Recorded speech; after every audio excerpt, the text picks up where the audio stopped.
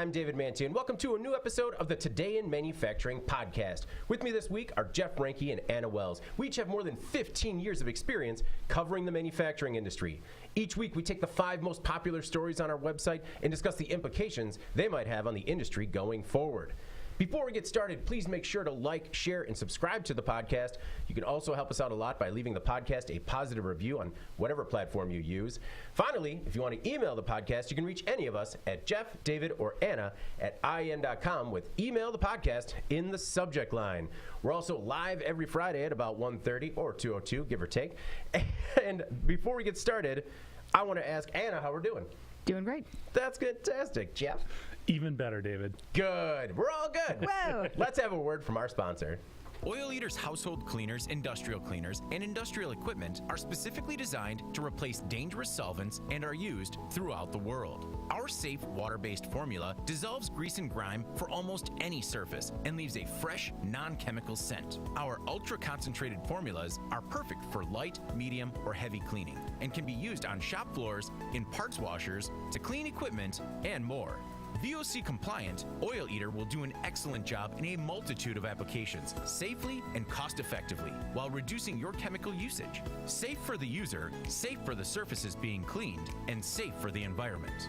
For more information, visit oileater.com or call 800-528-0334. And we're back. And before we get started, just a reminder that you can click the link below to get a free sample from our sponsor, Oil Eater. All right, our first story this week. Jeep plant prepares for next round of layoffs. In recent years, the Jeep plant in Belvidere, Illinois, has experienced a rapid decline. In 2019, the plant employed 5,000 workers. Since then, the number has dropped to 1,500. Now, the plant is bracing for another round of layoffs at the end of this month. According to the UAW, Stellantis wants to cut down to 603 non-skilled and 199 skilled trades employees, leaving it just over 800 employees. Stellantis blames a nosedive in Jeep Cherokee sales, which were down 34% in 2021. Local officials fear major impacts to the local economy and hope the company will consider retooling the plant. Anna, does it seem like retooling the plants could be in Belvidere's future? There's a lot of people that are vocally hopeful and wishing that will take place. Mm-hmm. I don't know, because I have not heard Stellantis being the one to say that at this point. Yeah. So I don't know. The reduction in this workforce at this plant has been very catastrophic in the last couple of years. I mean, it's really gone from, I think you said 5,000 workers in 2019 to 1,500 now, with the goal being just about 800. It's going to hit the suppliers as well. It's going to hit the local community service sector. People aren't going to be getting gas and coffee and lunch. I mean, it's a big deal for this community, right? Mm-hmm. One of the things I found interesting is how the union, the UAW, has been responding to these announcements. So Stellantis had said that its end game is about 800 workers. The local issued a statement essentially discouraging people, I think, from demonstrating, telling them to not make irrational decisions at this point, adding, quote, "We don't believe that they will be able to make all these cuts. We believe this is completely unobtainable, and we will know more in the near future." I don't know if this is responsible.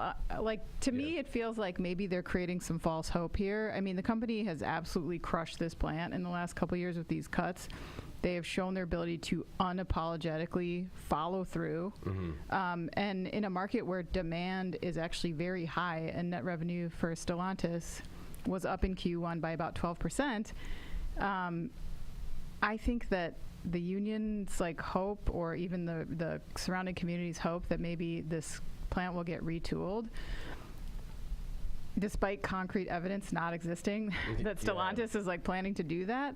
I would like to hear that from the company before we start saying hey guys, hang tight, we're working on this. I don't know. I mean, it has been bad so far. It's not like Stellantis has been we want to work with you. We want to try to modify or pivot and save some of these jobs at this specific plant. They have not said that. No, it seems very fleeting. Jeff, I kind of got the same vibe that Anna did, where, I feel like the next thing that local officials are going to have to come out and say are, well, we're looking for a new buyer for the plant. Well, I think what Stellantis is doing is sort of hedging their bets here a little bit. The article, cited how sales numbers for the Jeep Grand Cherokee was down about 34%. Well, during that same time, production was also down by about 40% due to supply chain issues. This is the same facility that had a bunch of people laid off for an extensive amount of time at the beginning of 2021. So there has been a lot going on here. It's also, but the level at which there has been a depletion in the workforce is also very curious. For this vehicle, that even though U.S. sales are down, globally they just issued a first quarter earnings report saying that it had the Jeep Cherokee. I don't know why I'm struggling with that term so much. The Cherokee actually had one of its best first quarters ever. 36% increase in sales. So, and that is on a global level, not just in the U.S., where there is more competition sort of in that vehicle category, so you can appreciate that. But I think they are being careful. Stellantis is in either being too positive, but I don't think they're pulling the plug on this. I guess I may be a little more optimistic than you guys are that things could come back once the supply chain figures itself out. The only other place they make these vehicles in the U.S. is in Detroit. I thought maybe there would be a discrepancy in terms of labor rates or costs for workers or anything, but it's basically the same. And this is, when we drive past this all the time when we go down to Chicago, it is a huge facility. They have retooled this place in the past. They used to produce neons coming out of there. They transitioned to Jeeps. So there is a history there too in terms of flexibility. A lot of the local officials are talking about EVs. That's obviously a hot topic right now. That would be a huge refurbishment. You would think, going from a traditional vehicle, especially like a Jeep, to something that's electric. But if the infrastructure is there and the local community seems to really want to do whatever they can to keep this place up and running, they made some really interesting quotes just about the amount of water right now that is allocated to this facility that was at one point running 3 shifts of thousands of workers at a time. So they want to keep it there. Belvidere is a small town, so you'd think they are going to do everything they can to help support Stellantis and keeping things there. And hopefully that is the case once the supply chain sort of figures itself out. So the next round of layoffs is going to be achieved through a combination of retirement packages, to eligible union staff, as well as reduction of both hourly and salaried employees. Maybe there's just 700 people sitting around retirement age, like, I was getting ready to get out. Oh, this works. Really wishful thinking. The other, Jeff, you had mentioned the water, and that was one thing that really struck me, is that how when plants of this magnitude go kind of scale back, a lot of those utility prices go up for local residents. So they said that the price of water for everybody in Belvidere is going to probably go up significantly. And you had also mentioned how Illinois is trying to do what it can to stay competitive as a state. The Illinois General Assembly last year approved what they called the Reimagining Electric Vehicles Act, which provides tax credits for companies that manufacture electric vehicles, parts, and batteries in Illinois. So maybe that's something that they could tap into. But it's also an incredibly competitive landscape. So I guess we'll see. All right.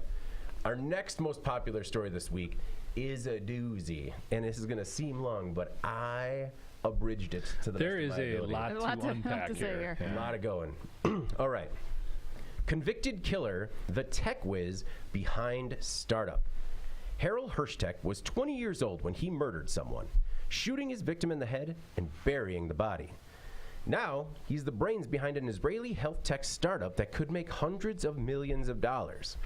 His partners say he's a successful case of rehabilitation and second chances, but his past could become an issue as his company prepares to go public.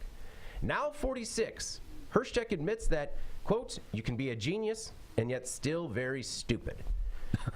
Hirschtek is the vice president of strategy and technology at Sentech Medical, a company he founded in 2018 while incarcerated.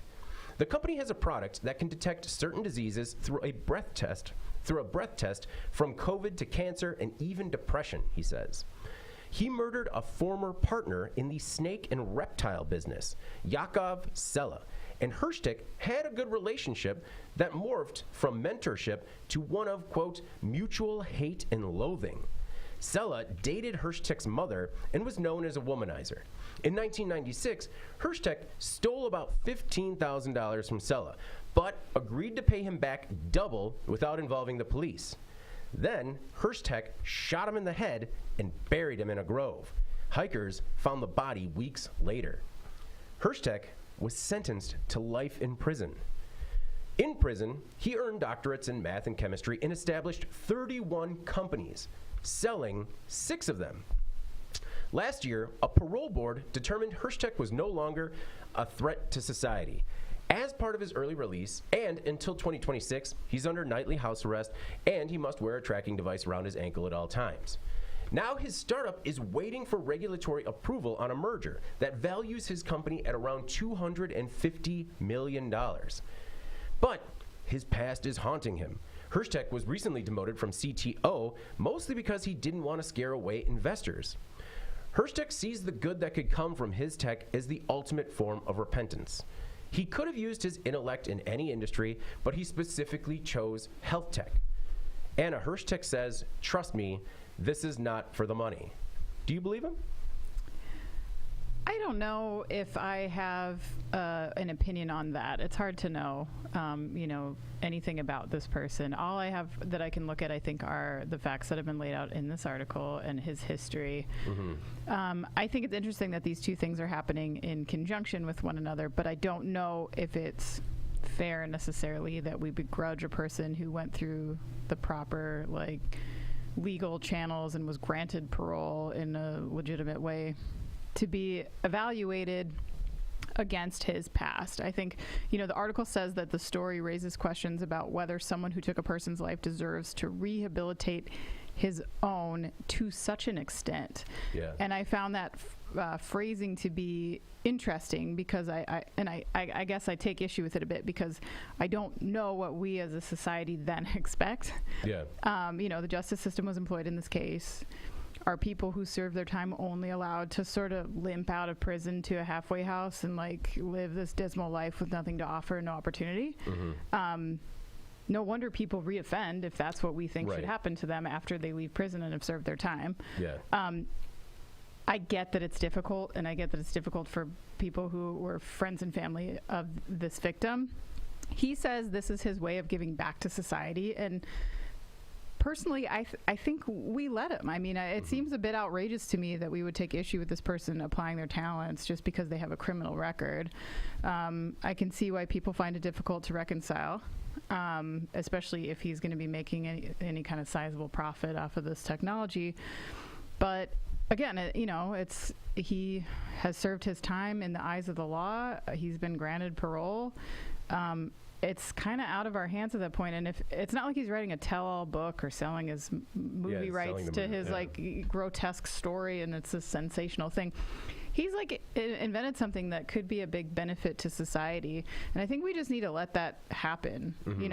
It's not a story that we see happen often. No, I think mostly people offend and then they leave prison and then things don't go well for them after that. Yeah, it's so I don't know. It's again, it's a rough sort of nuanced situation, but I do think that we should, I don't know, give support to somebody to proceed in this endeavor that looks like would have a lot of positive impact on society.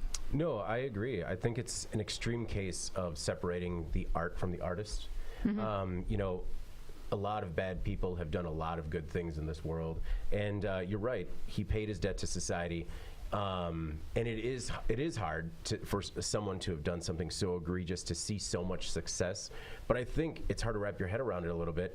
But it is ultimately a little bit of a redemption story where he went into the system. The system worked for him. He used it to improve himself, become a better person, and come out and try and make the world a better place. Jeff, is that too hopeful for you? No, I'm all over the place on this one. There's so much to really get after. I'm going to start a little bit more pragmatically, just to start with. First of all, I think it's really interesting. One of the things we probably don't talk about enough is what an innovation hub Israel has become in terms of new technologies that are coming out, in terms of 3D printing.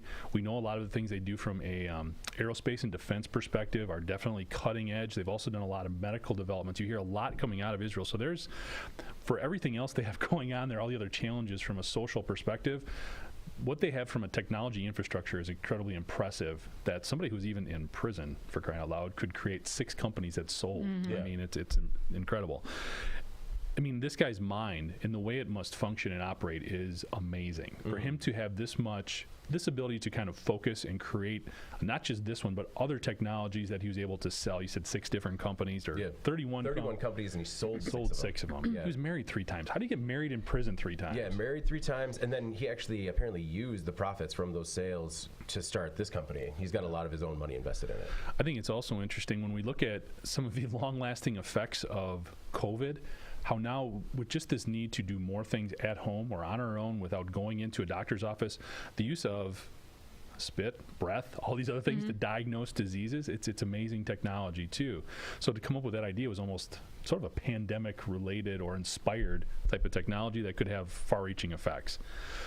When it gets into the whole other part of this guy and dealing with this, if you trust your societal structure to penalize somebody and put them into prison for a given amount of time, I think you also have to have a certain amount of trust that when they say this guy's good to go, there's nothing more we can do for him, we're going to give him his life back, you have to trust that too. Yeah, there's a balance there. Right. So I think from a social perspective, I have no issues at all with this guy getting his life back together. And if he's got an idea that is marketable and sellable and he can make money doing it, I'm all for it.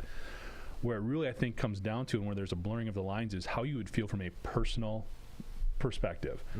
I personally, I don't know, without meeting him, you can't say, but I think there would be a lot of challenges for me personally to interact with and be in the same company with somebody that I know did these things. Right. I know it was 25 years ago. I'm all about forgiving and moving on. Yeah. But there is a certain level of trust that's also going into a startup and a new technology and all of that I know I personally, to be very honest, would struggle with a great deal. Well, and at a startup, it is a very close-knit, community. Maybe part of that, maybe getting over that hump a little bit, was that the startup started in, 2018? So he was actually, working on the startup in prison. So maybe it didn't get weird until he got out. And you're just like, okay, all he's got is an ankle bracelet on now. I mean, maybe when you meet this guy, you're kind of like, that must have been a completely different person because it was 25 years ago. He's 20. Yeah. I mean, I can see all of that as well. I'm just going right off the basis. I'm just being honest with me personally.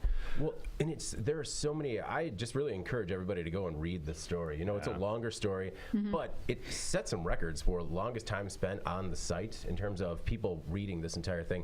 Everything from so the guy that he killed, he actually fathered a child with this woman, and not only was Yakov killed, but then her brother, or she had another sibling who was killed by Jeffrey Dahmer. I saw that. That is just crazy. And so the company has received a patent for its technology in Israel, and now is preparing to apply for FDA approval soon. So the technology might be coming over. We might see that in the U.S. really soon. Did any of you guys pick up any Theranos vibes on this one? I was just going to say that. Yeah. Really? Like, aside from everything else, I mean, there we were talking about blood. Now here we're just talking about breath. Man, I mean, I hope they are vetting this. Really obviously. hope it works. Yeah, because he says it works. It takes unique chemical indicators in the breath to be identified and then used to diagnose these diseases. I mean, I think that's a game changer. I mean, if that can actually come to fruition, even if it's something as simple as strep throat or whatever, especially, I mean, we've all got kids that have gone through this type of stuff. The throat swab. Being able to identify that stuff quicker. I mean, a COVID example. I mean, man. For sure. Yeah, this is not just a segment. Like, this is an entire series of this guy. All right. Our next most popular story this week. Plane crash may have been intentional.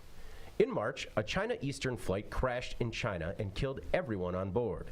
It's still unclear what caused the Boeing 737-800 passenger jet to crash, but a new report suggests that it might have been intentional. Black box data says someone used the plane's controls to send it into a near vertical nosedive. When the plane hit the ground, it was going so fast, it created a 66-foot deep hole in the ground. Jeff, officials say the plane's descent likely would have required intentional force. What were your initial thoughts when you saw this sort of change in the story? The initial thought was, I was thinking basically of what happened in that field in Pennsylvania at 9/11. Like, something was going on and the plane was intentionally crashed. Right. Right. And hopefully it's not anywhere near that type of parallel, obviously. A couple other things that came to mind were, I know what they're saying, what it indicates, but there's a big issue in terms of pilots right now, in terms of the shortage of them, finding enough qualified individuals, and it's not just here in the U.S. And it's almost a similar dynamic to what we see in manufacturing. We talk about the machine whisperers sort of leaving the shops and the plant floor. Same thing is happening here with the airlines. A lot of these guys are retiring. People are actually staying in the Air Force and the Armed Forces longer, so the airlines don't have that ready source of recruited pilots to source from. So within 15 years, they're talking about a lot of the vast majority of pilots right now will be out of the workforce. Oh, wow. And during that time, they're only recruiting about half of what they need to fill that.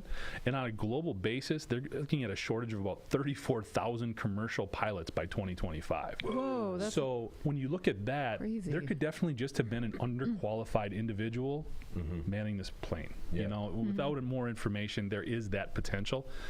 The other thing that it kind of came to mind is we have black boxes. We have all this monitoring equipment for looking at the flight path and what happened. I mean, why don't we put cameras up there? Yeah. I mean, why don't we put I mean, I know that's sort of intrusive. I do get that. But when you're responsible for 500 people, and I forget how many were on this flight. It wasn't a full flight. 132. But I mean, some of these flights are packed. Is that really out of the scope of reality to say, you know, we're going to keep an eye on these guys and see what they're up to up there? No, not at all. Actually, I thought the same thing. But, you know, that might actually be something that would be a very beneficial tool. One person familiar with the investigation said the plane did what it was told to do by someone in the cockpit. And I think they said a lot without trying to intentionally, you know, call out a pilot or co-pilot. Yeah. And honestly, I think we covered this story to begin with because it was a Boeing plane, and there's been a lot of issues around Boeing's quality concerns. We've had some safety issues with Boeing the last couple years, and this, I think, was essentially sort of exonerating the technology and pointing to a more a different situation there. And, you know, you heard a lot of hints around the fact, or maybe these are rumors, I don't know, about the pilot potentially having suffered a mental health crisis at that moment. And, you know, that really struck me because I think it's an important discussion that we need to be having more and more industry-wide about the mental health impacts that have come out of the pandemic. Not just the pandemic, honestly. Like, people are struggling doing all kinds of jobs in critical industries, not just in an airplane, but to me, it's not an issue of like cameras or making sure that there's two pilots in the cockpit at all times, because that was something that I think the last time something like this happened, a lot of airlines said that's what they would do. They would put a second person in. Yeah. And then from what I've read, a lot of airlines kind of quietly did away with that because of things like this pilot shortage. You just don't have enough people to do that. But I think getting at the root of some of this, you know, I think it's important for companies to remember that, like, between the pandemic, wars, climate change, you know, politics, all this stuff is weighing really heavily on people everywhere. You know, many people are not managing it well, and I don't know that most companies necessarily have a good pulse on this. I know in America, anyway, we've tended to take this approach of kind of leave your problems at the door and get your job done. Yeah. You know, are there checkpoints or resources that are boosting some people when they need help? You know, I hope this is starting to change a bit, because you do see the workforce sort of pushing back a little bit and saying, like, this is what we need for support. This is the kind of culture that we need. But I think that companies need to be proactive in looking at that stuff as well. And again, we don't know exactly what happened here, but if it were a situation of somebody that's just in this very bleak and hopeless situation and they made this horrible choice, you know, it'd be nice if there were some checkpoints along the way to maybe determine where that person's head was at before they got on this airplane. No, I agree with you. It's I feel like companies, particularly in the U.S., are doing a lot to try and be progressive when it comes to mental health issues. But culturally, there's still a lot to overcome in terms of people who are grappling with mental health issues. So there were a lot of things around this report that kind of struck me. One was that Chinese investigators have not revealed any mechanical or technical problems with the aircraft, which I thought was a big indicator, because normally that's as soon as they sort of figure out what happened, sort of they send out an alert to anybody with this plane, so that way if it was a mechanical problem, it could be addressed. The other is that, so the rumors started swirling about this pilot intentionally crashing the plane after the CAAC made some remarks about mental health of aviation staff following the crash. So at a meeting on aviation safety on April 6th, the CAAC director, Feng Zhengling, urged Communist Party officials at all levels to, quote, stabilize the thoughts of their teams, make utmost efforts to solve employees' problems in their work, life, and study, and ensure physical and mental health. And when he made that comment, I feel like he said a lot without necessarily saying it. Mm-hmm. Yeah, I mean, the other thing is we're talking about China. These are the place where we got people sleeping on factory floors after working 16-hour shifts. Mm-hmm. Yeah. We've all been in that situation where a flight has been delayed because they had to switch out the crew because they've been up for too many hours or whatever. Mm-hmm. You wonder if something was sort of swept under the rug here too. Yeah. Yeah. Yeah. Mm-hmm. Yep. All right, Jeff. Yep. No. All right. Our next most popular story this week: Harley Davidson suspends production. This week, Harley Davidson announced a 2-week suspension of vehicle assembly and most shipments. The company says it's a regulatory compliance issue with one of its suppliers. Harley says the decision was, quote, made out of an abundance of caution after the company received information from a supplier of one of its component parts. The company did not name the supplier or provide details of the part in question. They did say that assembly and shipping suspension would not affect its LiveWire electric motorcycle. So, Anna, the company was already struggling with supply issues, and you can kind of narrow it down as to what it might be affecting, but they were a little short on details with this story. Yeah, poor Harley. I don't know. I just feel like they can't catch a break. They've been dealing with a brand crisis for many years, as their core buyer demographic is less interested in buying motorcycles and now more interested in buying Bengay or something. I don't know. People are just like aging out of like the motorcycle years. So you smelled the guy when he came in? Yeah, too? this is not a knock, because I bring my own pillow to hotels now, so I don't like break myself while I'm sleeping. So I get it. I'm not. Nothing intended there, guys. But it is a real problem for this kind of legacy brand that has identified with like a certain kind of trend and lifestyle that's sort of being left behind in today's market, with younger buyers who are more interested in like speed, faster, smaller, more efficient bikes, cheaper bikes. And Harley has really done a lot to try to pivot to that, and they have made a little progress. As you mentioned, their LiveWire brand, which is an electric motorcycle. So this setback is really, a bummer, because it's really outside of their control and supply chain. Nobody has that figured out. Yeah. While LiveWire is a great offering going forward, we know that it doesn't account for very much of Harley's sales at this time. So it's not really a good offset for losing production on its more core models. So this will be a challenge for them. I was surprised when I was looking into the story a little bit more about how much of a passionate fan base the LiveWire has developed. It's a lot smaller, but they're vocal, they're excited, and they're out there waiting for the bike. Well, that's really what Harley, I think I'm going to give them a little bit more credit, because they really have transitioned very well. They've really reshaped the way that their bikes look. It's more of a touring type of bike now, as opposed to the big hog that they're familiar with. Yeah. So these bikes are easier to manage, easier to handle, and really they've had a pretty decent run the last couple of years. Revenue, they had a hard time in 2019, like everybody kind of did, but they bounced back in 2020. I think the pandemic helped that, because they were looking to get bikes and go out and do Pandemic their own thing. did help, yeah. So they were up over, and they had a great first quarter here of 2022. So it's an unfortunate timing for them. I have a feeling this must be a big name supplier. Oh, yeah. Because it feels like they are protecting them a little bit and being very tight-lipped. They're saying, hey, we're going to wait and just see how this plays out. So I think this is going to come out to be something big. It's going to be something with the motor, something with the brakes, something huge that they really had to shut things down, because they do have some decent momentum going. Especially, again, they've done such a good job in transitioning that product line, and it does still have that brand loyalty. Yeah. So I think this is the first of many stories we have on this as this continues to develop. Yeah, the term regulatory compliance issue, that sounded a little ominous. Yeah. According to Adventure Rider, I I was looking everywhere for any additional information.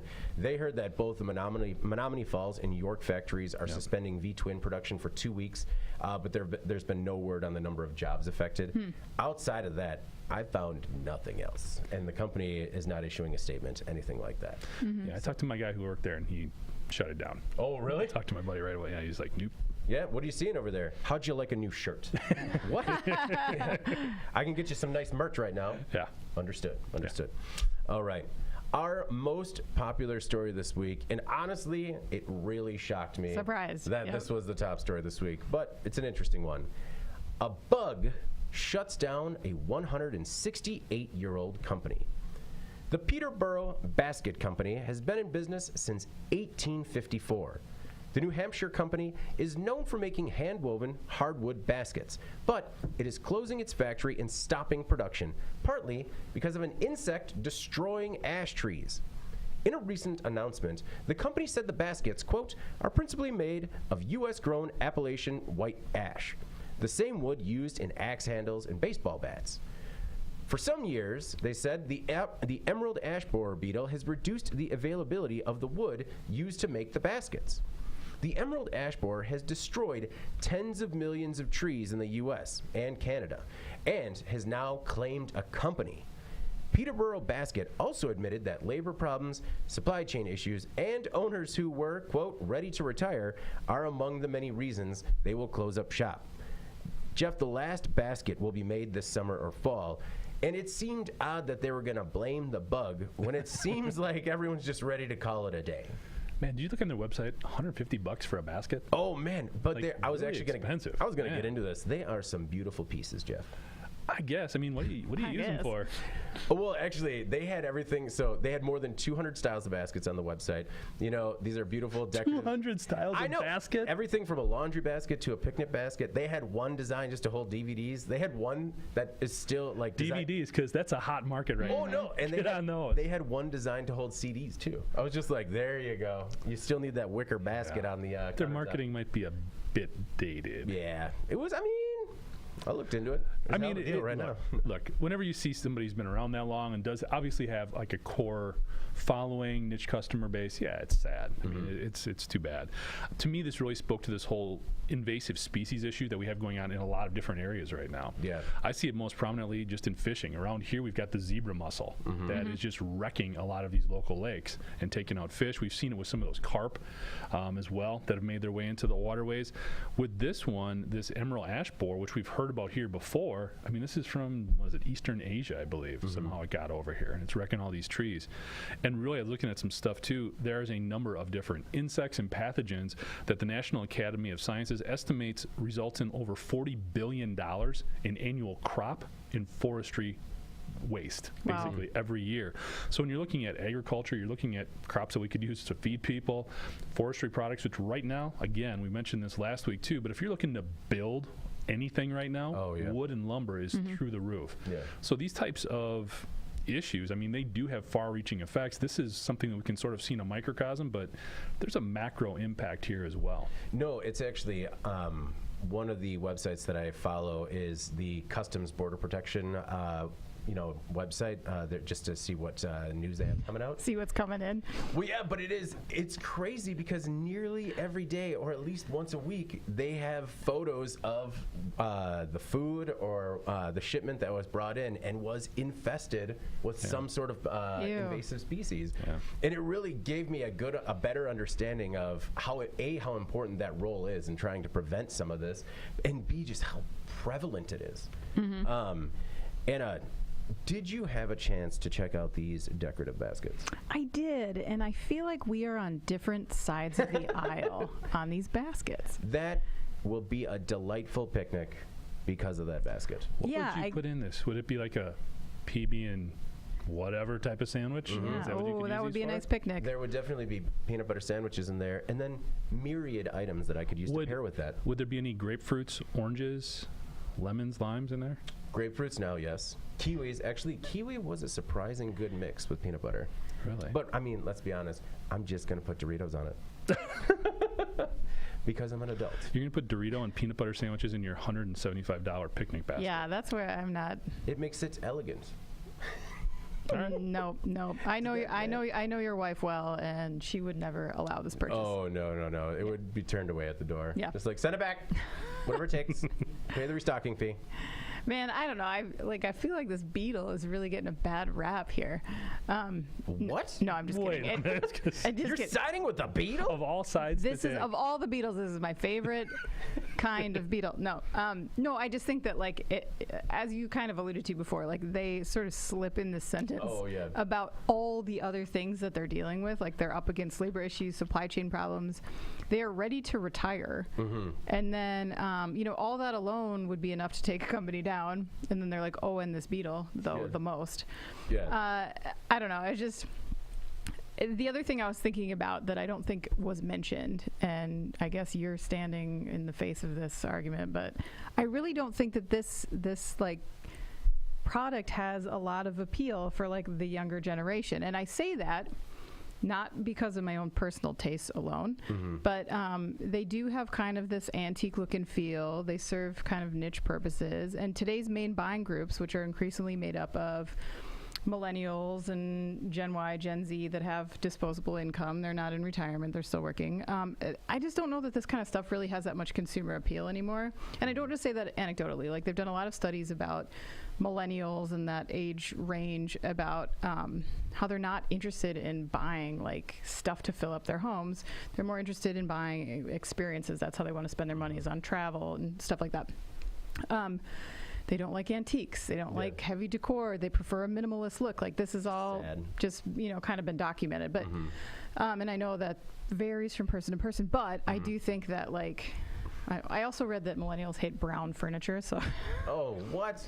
all millennials hate brown furniture. Right? Do they just have to be bright red hand chairs, like chairs in the shape of a hand? Yeah, it's just like a box, like an orange crate flipped over that you paint neon or something. This is a repurposed pallet. Yeah, it's all. We found it by the side of the road. And Barnwood. Yeah. Only barnwood, but not brown barnwood. Just Anyway, I wouldn't take that one too far, but you get my point. Like, but what if it's reclaimed and it's brown? See, that's a good point. So, but are these baskets reclaimed? No, that was a big point that I had with this. And first of all, that's your big point. Okay, no, like go on. This is not reclaimed wood in these baskets. No, I think that this company, it seems like it's a legacy company, that they had a chance to pivot regarding other materials, but it wasn't in the cards. Yeah. I think that you appeal to that new generation if you do start using reclaimed materials, or you switch to something else. You don't just stick with your one product that looks like it's right out of the cover of Midwest Living magazine. It looks very like general store, like you would find like at a Ben Franklin. Yeah, like it's full of whorehound candy or something. Reaching way back. No, but it's. I mean, and that's one way that some legacy products have appealed to the new generation is that they use resource materials, and I mean that's something where you could definitely see the person being like, I mean, yeah, it's a wicker basket, but it was reclaimed from wood that was found, in a local lake, and I paid $700 for it. So what do you find appealing about like the DVD basket? That's what you're... Oh, no, I find the fact that it exists appealing. The fact that I can still buy a DVD or CD holder new on the internet and put it in my house and just be like, so people can come over and be like, yeah, that's something you would do. Also, like, how many DVDs fit in the basket? Like, not many, just like about a handful. I'm going to get about 30, 40 of these baskets. Like, so you got to keep your top 7, which are? Well, it would be my top 7. Come on now. 4 Die Hard movies. And and then the other 3 are at the bottom. Face Off, starring Nicolas Cage. I mean, that's probably 8. No. But it was actually in the decorative pose of the DVD. It looked like it was in like a children's toy room or something. So it had like children's DVDs.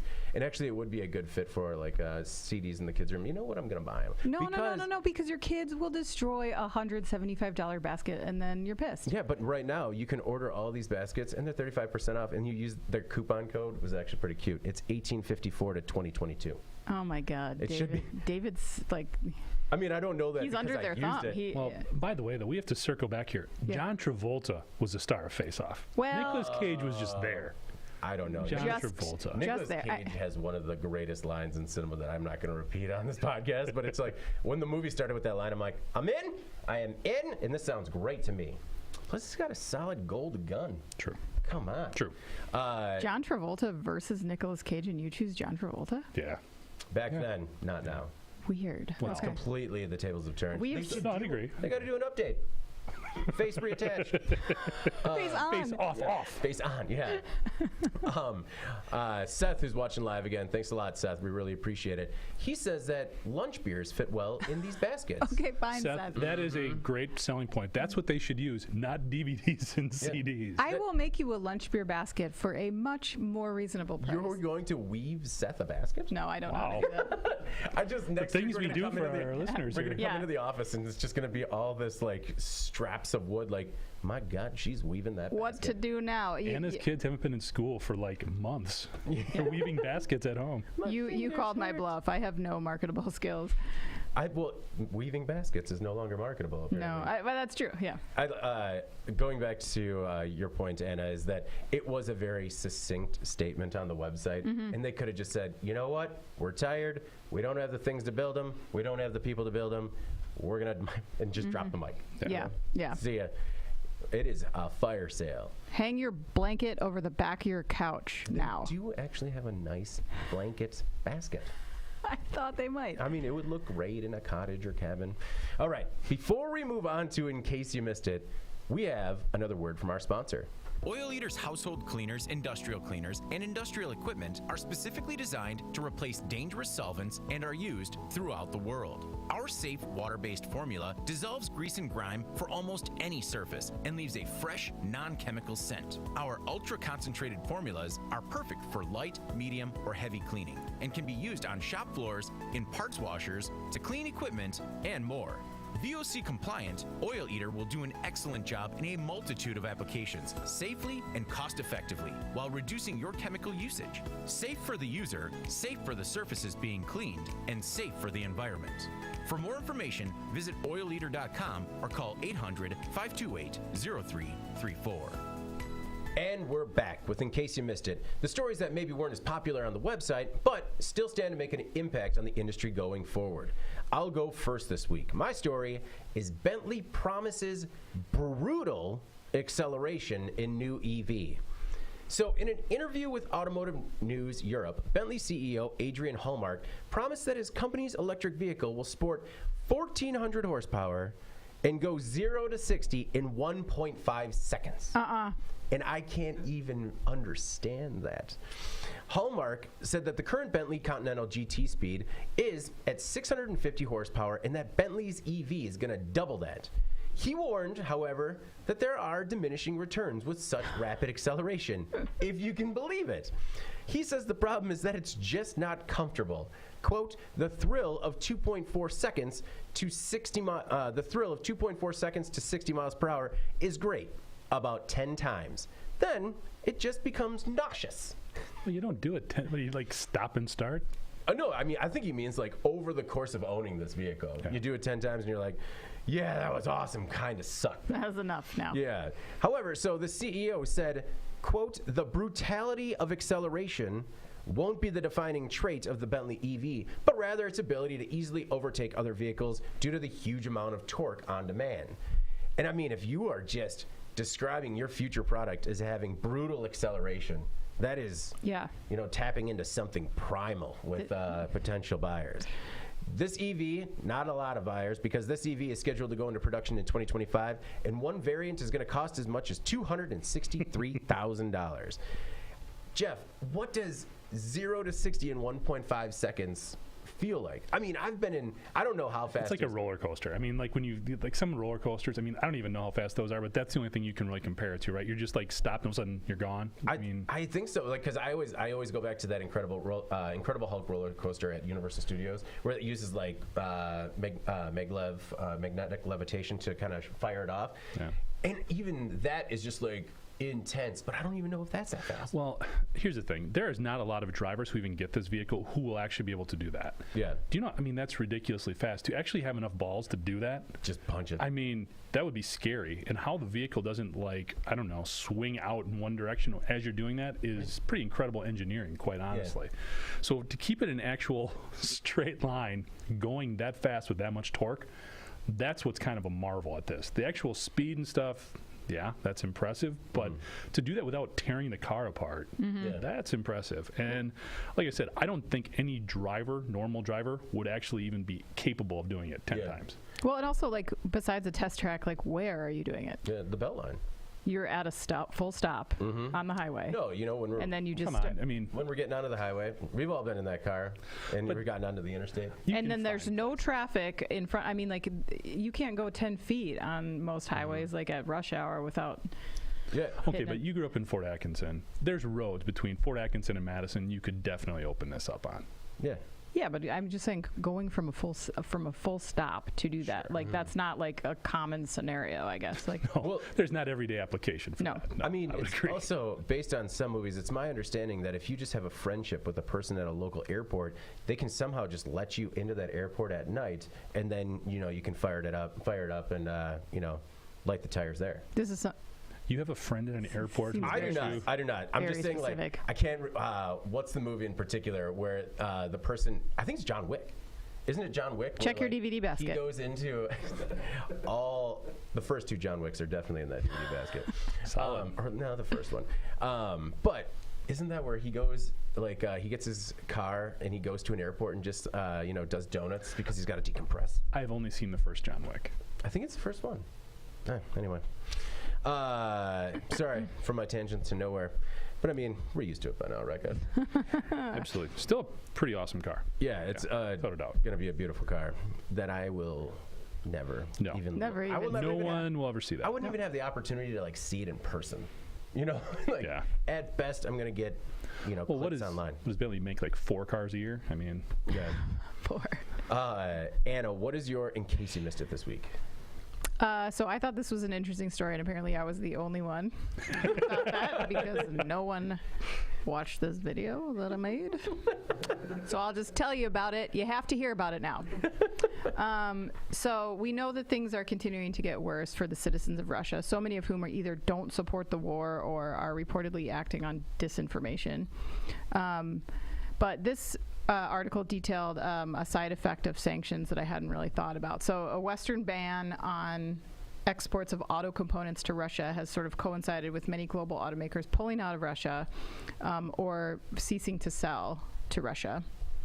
Meaning there's a huge shortage in auto availability, which means Russia is having to produce domestic vehicles minus some key features because they don't have all the components that they need. So Russia recently passed an order that allows their car makers to essentially skip putting in a lot of key safety components. they're like gonna gung ho it, huh? What's that? Gung ho. Did you ever see that movie? No. Yeah, it's Michael a person. Keaton. Yeah, it's just a man instead of an engine. Yeah. So basically, they're trying to finish up this big order, and they just start skipping stuff. Yeah. Just make it look good on the outside. Well, apparently Russia's just saying like they can do that now. So airbags, anti-lock brakes, that auto lock feature on a safety belt, that is pretty important. Like those are all optional things now. They've also granted permission to automakers to bring vehicle emission standards back to those that were in place in 1988. That's USSR time, by the way. So unfortunately, the Russian people will suffer from this. I mean, they're really at a higher risk, in many ways going forward. I find it hard to believe, especially with the efficiency stuff, that at one point, like when this expires, which is supposed to be next year, that they're just going to flip a switch back and people are just going to go back to. And that's not how it's going to happen. Right. Like we know that. Going backwards on this stuff is going to take years, probably. And also, I think like these cars are not just going to disappear off the roads when this conflict is over, which we hope is sooner than later, obviously. So there's going to be long-term impacts of this, even as this order expires in these cars. I mean, people are going to be for years not knowing if their car has an airbag in it, if they buy it, Right. or something like that, that they're just sort of playing Russian roulette with people. Oh, God, sorry. That was unintentional. But it did fit. So anyway, I thought that was very, I don't know. It was very disappointing to see. I don't, it's sanctions, but it's going to impact those citizens. No, definitely going backwards from a safety perspective. Did you see how they're going to restart some of these Soviet-era car brands too, like the Moskvich? And just looking at some of these cars, I mean, I don't know what they have in terms of materials sticking around, but they haven't made these since like what? The 80s? Like Probably longer than that. I mean, yeah, how do you just restart that facility? I don't know. And I mean, this is going to be a total nightmare in terms of quality. They're just starting to get more and more isolated. Yeah. Which I mean, Putin probably doesn't care, right? He's like, he doesn't matter as long as there's something to put out there. I was one of the 114 people who did watch this video, Anna. Yeah. Thanks, Jeff. And the headline caught my attention, but what is more amazing than the airbags is everything else. The anti-lock brakes? Are you kidding me? Yeah. I mean, geez, what, they're going to do with the doors next? I mean, it's kind of ridiculous that they would even want to put a vehicle out. Who would want to make a vehicle like this unless you are absolutely forced to do so? They're desperate. Well, the feature that makes your seatbelts effective, it's like, we'll still have seatbelts. They're not going to stop you, but you can still wear one so you can remember what that's like. Yeah. No, it was this entire thing was odd to me, but it's something that we actually reforecasted at the beginning of the conflict, and we're going to see more of this in the automotive sector. We're going to see, I mean, more of it, particularly in food manufacturing, as things get tighter. Russia's going to have to, for lack of a better term, get creative. Yeah. Yep. They're paying the price. Yeah, that's their strength. Jeff, what is your, in case you missed it this week? I resisted the urge to do a third automotive story, even though I was initially picked one up, but I went a different direction because this is pretty cool. Canada Streamlined Lanes, they recently unveiled, or actually they completed the maiden voyage of their new diesel-electric self-unloading MV Nukumi vessel. So this is a cargo ship that basically they had set off from Canada, went to Japan, or went someplace in Asia, I apologize, from Montreal, came back with de-icing salt, unloaded it by itself. It was fully autonomous. It offers a lot of different benefits. It's fully automated to single point of loading and cargo handling systems that are performed and designed to eliminate the need for vessel shifting during loading. So it's safer. It's also made to go through shallower, like canals, so things don't get stuck. Yeah, we've had some issues with that lately. Well, that's important. It's also got several innovations built in for reducing the overall environmental footprint. It's supposed to reduce greenhouse gas emissions and air pollutants by 25 and 80% compared with previous ships. It also has a diesel electric tier 3 engines, ballast water treatment system, waste heat and recovery system, and it's just overall it's quieter as well. So basically it's safer. You can have fewer people on board because we've had a lot of safety issues with these cargo ships in terms of loading and unloading. It's less likely to get stuck someplace, and it also is better for the environment. So checks a lot of boxes. In anticipating some of your questions, David, I don't know what it cost. I'm not sure how many more that they're going to make right now. Yeah. Because it's set off in March. It just got back. But pretty amazing technology. And if we can keep replicating this, like I said, it seems like the answers a lot of questions. Not cost, but this thing is massive. Like when you were talking about all the everything that it did, I was just like, oh, that sounds great. I was thinking of like, an autonomous semi-truck where, it could unload itself, stuff like that. Yeah. I mean, this thing it doesn't have any specs as to how big it is, but 26,000 metric tons it can haul. That's a lot. That's a bit. Yeah. A lot of baskets. Hey, we still got to get those baskets from A to B somehow after they're done with the salt shipment. Yeah, and in this case, I mean, it was for something that is definitely going to be needed in Canada when you talk about de-icing salt. So, it was a cool, I don't know, I thought it was just a really cool technology, and it just makes a ton of sense. I love it when we do this stuff, not just to do it, but because of the actual fit. It solves problems. Exactly. Yeah. So if it's self-unloading, how does it do that? Well, I mean, like self-unloading, when you say self-unloading, I'm like, how do the containers get off the ship? Well, it's got all the cranes and mechanisms that are automated, just like you would in a factory floor, just at a higher level. Man. They're just containers, right? I mean, it's like automated entirely. No, yeah, but I just, I got to see it. Yeah. It's incredible. Yeah. No, that's cool. So what was the other car story you were thinking about? Well, the one that we ran last Friday, looking at with Foxconn and Fisker coming together to run the Lordstown plant there. Oh, yeah. We've talked about those guys a little bit. Update, they did it. Yeah. They did it. A surprising conclusion. Yeah, it kind of was. Foxconn deal. Right on. Well, let's move on to our final thoughts.